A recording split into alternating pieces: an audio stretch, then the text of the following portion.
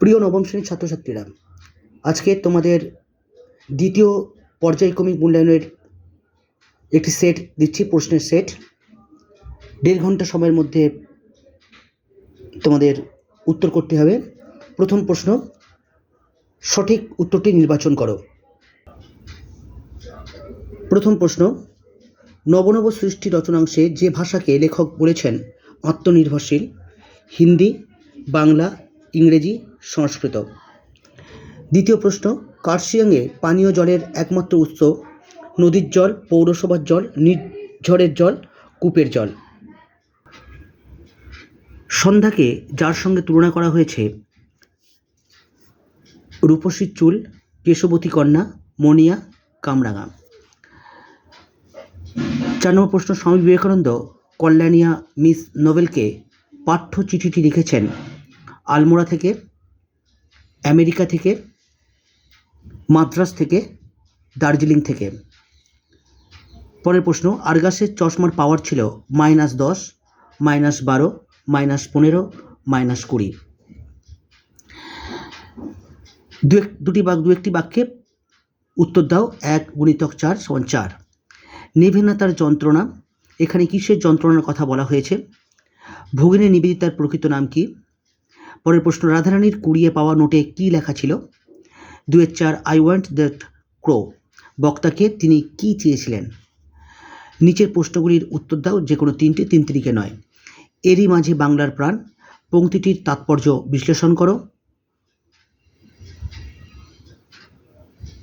পরের প্রশ্ন, ইহারা উদাহরণের জন্য পুরুষদের প্রত্যাশী নহে। ইহারা কারা? ইহাদের উদাহরণের জন্য পুরুষদের প্রত্যাশী না হওয়ার কারণ কি? পরের প্রশ্ন, মরদ কি বাত হাতি কা দাঁত। বক্তাকে এই কথাটির তাৎপর্য বিশ্লেষণ করো। 4 নম্বর প্রশ্ন, তাহারা দরিদ্র কিন্তু লোভী নহে। মন্তব্যটি ব্যাখ্যা করো। 3 এর 5, বর্তমান যুগের ইংরেজি ও বাংলা আত্মনির্ভরশীল নয়। কোন ভাষাকে লেখক আত্মনির্ভরশীল ভাষা বলেছেন এবং কেন?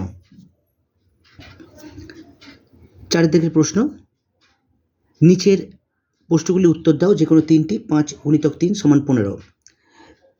1 নম্বর প্রশ্ন, তিনিই ধন্য। বক্তাকে তিনি কে? বক্তা কেন এ কথা বলেছেন ব্যাখ্যা করো। পরের প্রশ্ন, আবহমান কবিতার সারসংক্ষেপ বা বিষয়বস্তু নিজের ভাষায় বর্ণনা করো।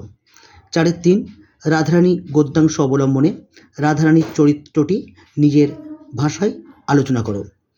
4 এর 4, তুমি ঠিক সেরূপ নারী যাকে আজ প্রয়োজন।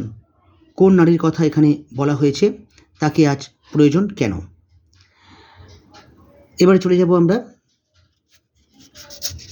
5 নম্বর প্রশ্নে।